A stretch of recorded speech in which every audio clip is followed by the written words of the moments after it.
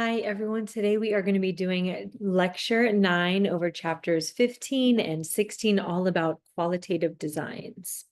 So just a little review about qualitative research. So qualitative research is relying on non-numerical data like words or images to explore a variety of phenomenon. So it's different from quantitative research because we are not testing hypotheses, we don't have variables. Instead, qualitative research is inductive. It's open-ended and exploratory. It's conducted in natural settings. We refer to it as naturalistic and focused on making meaning and interpreting lived experiences in their natural settings. And when it comes to sampling, oftentimes a key method is purposeful sampling. So I want to direct your attention to table 15.1. This is a table that you can come back to throughout the rest of the course when you are taking your final exam, when you are working on perhaps your research proposal or your article critique, to help you organize the different characteristics. So here are the 5 different qualitative research approaches we're going to be talking about in this class. And then here, this chart organizes them by purpose, the discipline that they originated in, the primary data collection method, primary data analysis approach, and then what the focus of the narrative report is. And what this means is, what do the findings look like when you read a published paper? So this is a great thing to go back to. It can also help you when you're looking at what's an appropriate sample size for different designs. Okay, so the research design process for qualitative research is considered emergent. So you will hear this term emergent design, meaning that it is inductive, exploratory, and it can adapt based on what happens with the participants, what's happening with the findings. So here you can see that instead of a linear design, it is more of a cyclical design, and researchers can enter at various points and they can go back. You might hear that it is recursive, meaning that they are going back, and or iterative, that it is mutually informative. So an example of this emergent design is that a qualitative researcher might adjust their interview questions based on participant responses, or even adjust their research question to better suit the context once they get there. So in the beginning of the chapter, the authors go into a bit of detail about theory. And this is really important in qualitative research because qualitative researchers most often situate their work within a theoretical paradigm. And some of these discussions, particularly about post-structuralism and postmodernism, are a way for you to understand the epistemological or the philosophical foundations of qualitative research. So in the text, you'll read about positivism, which is the theory of knowledge that everything is orderly and that knowledge can be derived through experience. And so this is one mode of epistemology that researchers use primarily in quantitative design. And post-structuralism and postmodernism are 2 other designs that many qualitative researchers use, though these are not all of them. Sometimes qualitative researchers come from a constructivist paradigm, understanding that knowledge is made through through social interactions or through experience.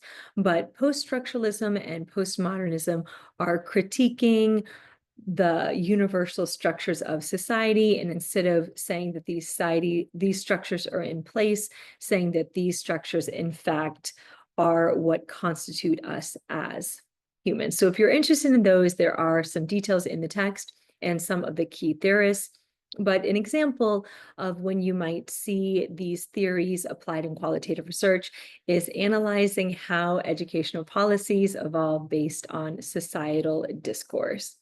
I'll put a paper in there that is sort of about this if you're interested. So here are the 5 different approaches we're going to be talking about in this class. And so here you can see the primary focus. Of course, in the text, these are detailed, and I'm going to talk a little bit about them today. So narrative inquiry. So narrative inquiry is all about understanding storied experiences. And so it is focused on understanding participants' lived and told stories, and focused on what understandings can we gain from people's storied experiences. So it can be interested in both how people construct meaning through storytelling, and then also foundational to this approach is understanding that not only are participants telling stories, but they are co-constructed between the researcher and the participant. So here are 4 different approaches to narrative inquiry: the idea of lived stories, understanding that our lives are essentially living in these narratives that we are constantly participating in. And then telling stories is when we tell stories about our experiences. Retelling is when the researcher invites them to go back and revisit and retell, reshape their stories. And then reliving the stories has to do with the process of the researcher reliving it based on their interpretation of the narrative that was shared with them. So here are 3 dimensions when you are planning or proposing or critiquing a narrative inquiry study: the temporality, the time when the narrative is happening; the social aspects, the interactions between the social and the societal dimensions; and then the place, the context. In qualitative research, the context, in all research, the context is important, and especially so in qualitative research. It's important that researchers spend a great deal of time explaining and describing the context that the research took place. That way the reader can interpret it based on understanding where the data were collected. So when designing a narrative study, there are several different ways to go about it, but 2 main ways to think about it are asking participants to tell stories about their lived experience, or living stories, where the researcher will go alongside the participant as they live their stories and observe that way. So understanding narrative inquiry as research as a puzzle, and this is a call for complexity about the evolving nature of human experience. So an example of what a research question might look like in narrative inquiry: instead of what factors influence students to leave school, narrative inquiry might ask, how do students experience leaving school? And so you can see the focus is on students sharing their lived experience through a story. What is their experience in doing so? And so the focus is to collect rich, in-depth narrative data. So relational data collection. So the data source would be interviews, primarily for telling stories. So the researcher would ask participants questions, open-ended questions, hoping that participants will share extended, detailed narratives. Now, if you are doing the lived stories methods, there might be other data collection methods. If you are observing these narratives in action, you might have field notes or observations, even artifacts or journals if people share those as part of their story. Now, the data analysis, nonlinear and reflexive. It's important that the researcher think about how their experiences and their stories are impacting their interpretation. So that's an important mode of validity in all types of qualitative research. And another key thing about narrative inquiry is that they are focused on identifying these threads that connect experience. It's really important in narrative inquiry and in all qualitative research to really uphold the ethical considerations, because researchers are engaging directly with participants, they're interviewing them, they're asking them questions. Oftentimes they're being invited into their home. So being very cognizant of those ethical considerations and understanding that research is this co-comprised process. So some of the same principles that we read about in the beginning of the course for ethical responsibilities: this idea of ongoing informed consent, making sure that consent is continually gained from participants. Participants know they can withdraw at any time, and that researchers are very sensitive to any confidential information and making sure that they are protecting their participants' privacy. Another type of qualitative data analysis is case study research, and there are several different ways to go about this type of design, but the overall goal of it is to have an in-depth exploration of a particular case of a phenomenon. So researchers might be interested in asking, what are the characteristics of this case, or of these comparison cases. So they might be interested in the how or the why a case operates or functions. And the focus would be on in-depth holistic description and analysis of that particular case. So what is a case? A case is defined as a bounded system, and these boundaries are important in case study research to define what is included in the study and what is excluded. So some examples of what a case could be a single individual. There could be a case study of a student with learning disabilities. Could be a group or an organization. There could be a case study of a charter school or a case study of a local PTA association. It could be an event. You could have a case study about a particular campus protest or teacher training program, or a case study of a process, such as the process of becoming a professional teacher. And the theory in case study research is that by close examination of a case, it will have some implications that could inform similar cases in other places. So when case study researchers go about conducting their research, they're focused on this holistic description, both the internal context of the case and the external context. So the internal context would be things like the leadership style, classroom environment, the characteristics of that person, organization, or group. And external would have to do with the broader socio-political factors that are informing the case, such as demographics or the greater system around it or town. Here are three types of case studies. You could have an intrinsic case study that is focused on understanding one specific case. So that would be the example like a student with learning disabilities, or that would be like this one, or maybe the charter school or PTA, a single case. It doesn't have to be a single person, but it could be a single unit. And then we also have an instrumental case study, and this is a case study that is intended to understand a broader issue, like I mentioned, for the purposes of generalizability, being able to apply the findings from that case to other similar situations. And then we have collective case study, where you are examining multiple different bounded cases to compare them and understand similarities and differences across cases. So in case study research, there are multiple different data collection methods. And this is one of the strengths of the methods, is there are multiple different types of data often included in case study research. And this is great for triangulation, which you might remember is one of the methods of establishing validity or trustworthiness in qualitative research. So in case study research, it can even be mixed methods, because sometimes researchers also use quantitative data in their case study, but it might have observations, interviews with stakeholders, collect documents and artifacts, or even focus groups. So they are focused on a variety of different data sources to have this holistic description of the case. And in data analysis, they might do a within case analysis to examine each case separately and then cross case. This would be if you have multiple cases. They might identify themes across the data and then think about replication or generalizability, how these findings might apply to other similar cases. So when the researchers have completed their case study research and analyzed the data, they will prepare their report, which would be published in an academic journal in those peer-reviewed articles we've been looking at. And so it will start off in this sequence where they talk about the research issue.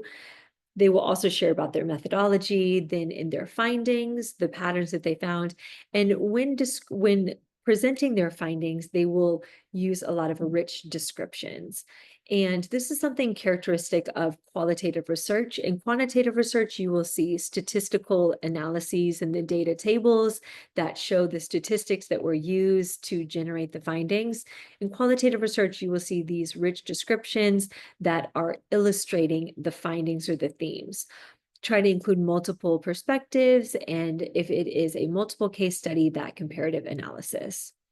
So this is in the text, but I wanted to make sure that you understood what a rich description is and what that means in qualitative research. So Here you can see this is a quote from the researcher describing their observation. That first morning, I reached Harper School a few minutes after 8 a.m. in time to see most of the students arriving. It was a nippy morning, the day following Martin Luther King's birthday. Many youngsters were bundled in Chicago Bulls gear. All were walking, almost all from the adjacent high-rise housing. Residents called it the place. This is from 1995, so you see the Bulls reference at the time. So as you can see in this rich description, the researcher is giving rich description of the setting, of the context. So that way the reader of the research is able to evaluate not only the findings, but the quality of the research by the quality of the description.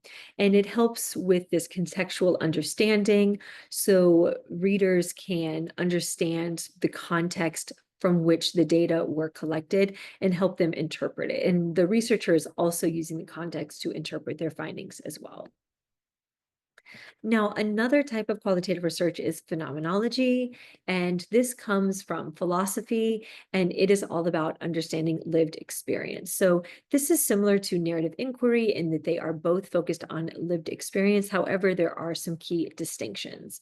So in phenomenology, the focus is understanding the meaning, the structure, and what they refer to as the essence of a particular lived experience of a phenomenon. So some examples of these phenomena might be, what is the essence of experiencing like death of a loved one, viewing oneself as a teacher, experiencing discrimination, or winning a competition. So these experiences that some humans go through, the goal in phenomenology is to conduct in-depth interviews of people who have that experience and analyze them in a way to identify what the core essence of that experience is that is experienced across people. So it's focused on understanding how people perceive and interpret these experiences, and it's focused on the personal meanings that people construct from these lived experiences. And a key portion of phenomenology is for the researcher to engage in what is referred to as bracketing. And bracketing is the method of extensive and structured reflexivity, where the qualitative researcher will interrogate their own perspectives on the phenomenon for the goal of suspending their biases. So they are hoping to have a pure experience in experiencing the phenomenon as it is through the participants' lived experiences, and be able to bracket or suspend the impact of their biases. So when we're talking about variant or invariant structures, so in phenomenology, it is important to understand this invariant structure, the essence, a common experience shared by many. Whereas in narrative inquiry, they might be interested in variant structures as well, the unique or personal aspects of an experience, or understanding how the world is experienced through story. So an example would be grief after the loss of a loved one. It may vary from person to person, but sorrow is a universal essence. And there are probably others as well. And there's some in the text about that too. There's several different types of phenomenology. I mentioned that it derived from philosophy, and so you will see that hermeneutic phenomenology. There's also descriptive phenomenology and a few other types, including mixed methods phenomenology. So you can read about these in the text for further detail. So in data collection, as you can imagine, it is important to have homogeneous sampling, because the goal is to get at this essence of what a particular experience is like. And so you need to have participants with that shared experience. The researcher will do in-depth interviews, asking open-ended questions, focusing on how they interpret that experience and their lived experience. There might even be journals. And it's very important that the researcher engages in member checking, which is another method of validity. Okay, validity spelled correctly now. So member checking is a method for validity, and this is when the qualitative researcher will take their interpretations back to participants and check with them that this is accurate and reflective of what they shared in their interviews. So as you can imagine in data analysis, they are focused on identifying those significant statements and deriving the meaning from them, and then developing themes across participants that represent or establish the essence of the experience. Now, in the written report, they will again have a rich description and lots of discussion about the findings and possible variations that might exist. And the goal in the report is to provide a vicarious experience for the researchers so they are able to really understand what the essence of this particular lived experience is. Another methodology is ethnography. This is a classic methodology in qualitative research, and it is focused on understanding cultural characteristics.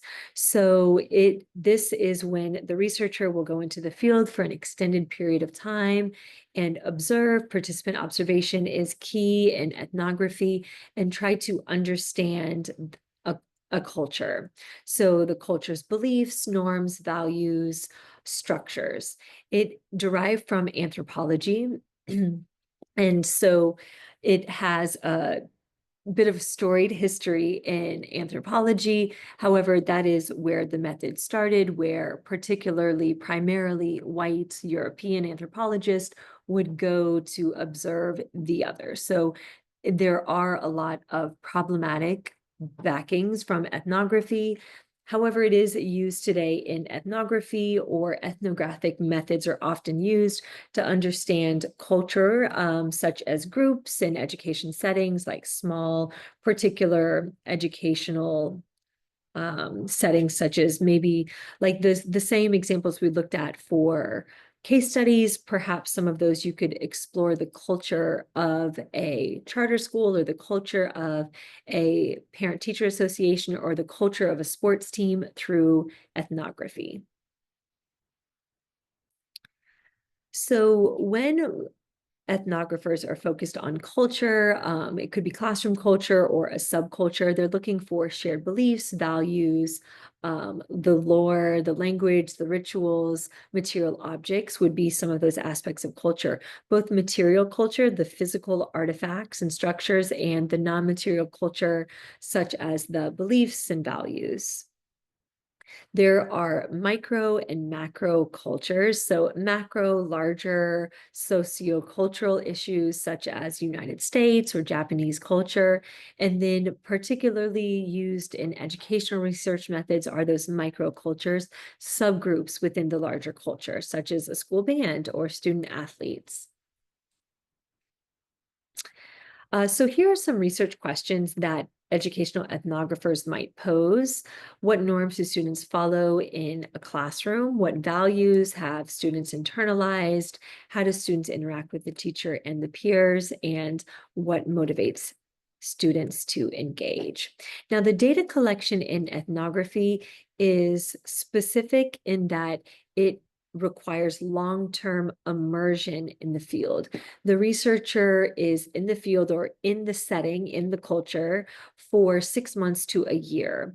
And they engage primarily in participant observation. So they immerse themselves in the setting, they go there every day. In many ways, they become a member of the community in order to really understand the culture. So they're doing observations. They might conduct casual or informal interviews. And as they are doing this, they will be taking field notes and memoing about what they noticed. They'll also collect documents and artifacts as they go. And the key idea in analysis is to identify cultural patterns and behaviors. Now, another term that came out of ethnography is an emic versus an etic perspective. And ethnographers try to balance these two viewpoints to help them understand culture. An imic perspective is an insider's view of a culture. So this would be something that members know, like specific slang or tradition. And then an etic perspective is an outsider's analytical interpretations. So this would be using the socio-political context to interpret particular aspects of the culture. Now, I mentioned the roots of ethnography from anthropology and some of the problematic and racist roots. And so whenever engaging in ethnography, it's essential that ethical researchers avoid ethnocentrism. And this is the false belief that one's culture is superior. So unfortunately, we are all quite aware of this concept in our society. In many ways, we are affected by it on every level. So it's something that researchers need to be aware of and actively resisting.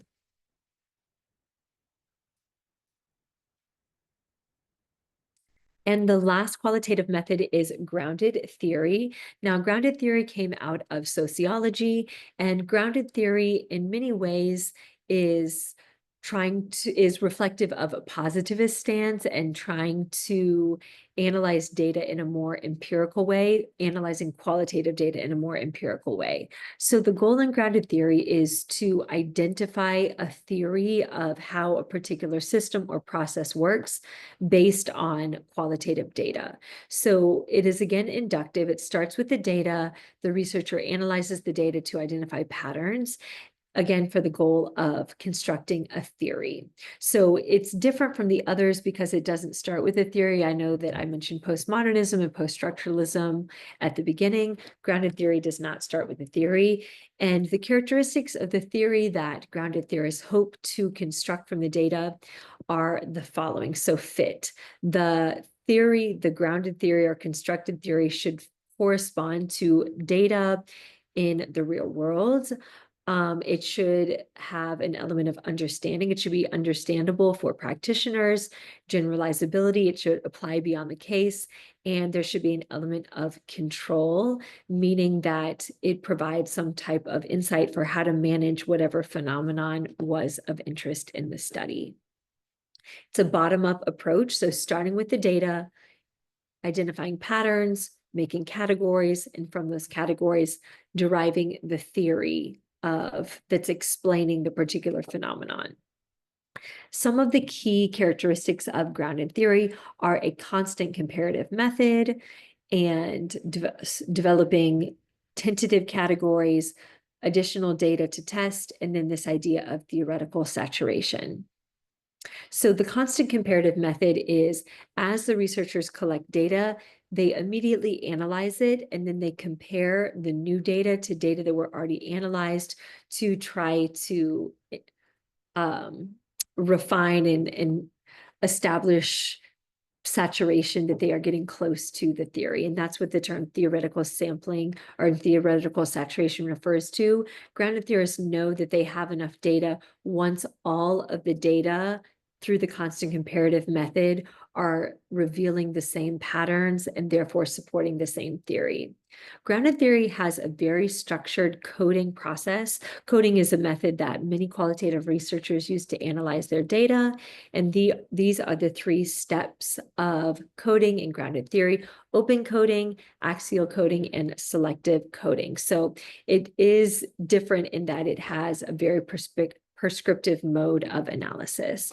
So I want to leave you with two examples of qualitative research in practice. So this is your opportunity to apply what you have read in the text, what you've learned in this lecture, to practice identifying and critiquing and noticing about qualitative research design. So this is a book that many of you have probably read. Please share if you have. It is The Dream Keepers: Successful Teachers of African American Children, written by Gloria Ladson Billings. And Gloria Ladson Billings is a very prominent scholar in education. And she, through her dissertation research, which is featured in this book, she came up with the theory of culturally responsive pedagogy. And so this is likely, if you are a teacher in the K-12 system, or familiar with the term culturally responsive pedagogy or culturally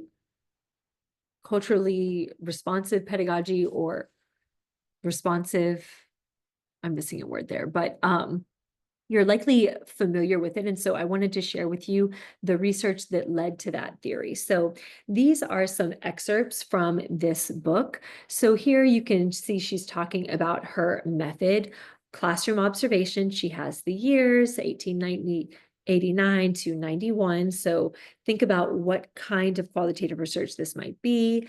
She's saying how long the observations lasted, up to 2 hours.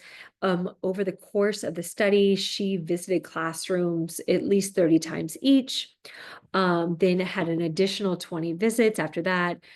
The data sources were audio taped and written field notes during the observations. She also did some conferences, mentioned being a participant observer. She said that she also memoed, always made the tapes in private, ethics.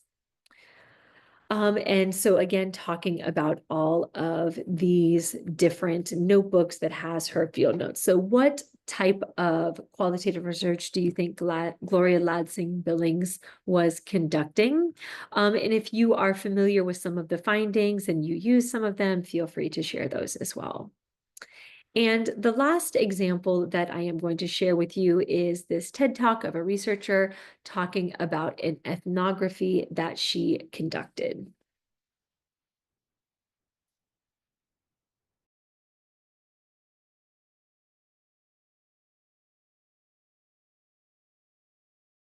So I naively asked one of my participants, "Why do you street race?" And he shakes his head and he said, "That's like asking, why do you read? People like different things. People always look down on racers because they don't understand the culture." It is my job today to help you all understand the culture of the Las Vegas street car scene. Through participant observations at car meets, 12 semi-structured interviews, and a content analysis of online forums, all coded with grounded theory, I was able to come up with 4 findings to help understand the culture and practices of the Las Vegas street car scene in order to understand the importance of scenes in cities. First, I found out that not a lot of the individuals are part of the car scene street race. In fact, most of them use the scene as a way to connect with like-minded individuals and as a way to escape their mundane day-to-day activities. I was speaking with a member of the scene when he said, "We're not in high school anymore, so it's really hard to find people who like the same thing, and a car scene does that for us." Next, I found out that these individuals have a strong, faithful respect for their scene's rules.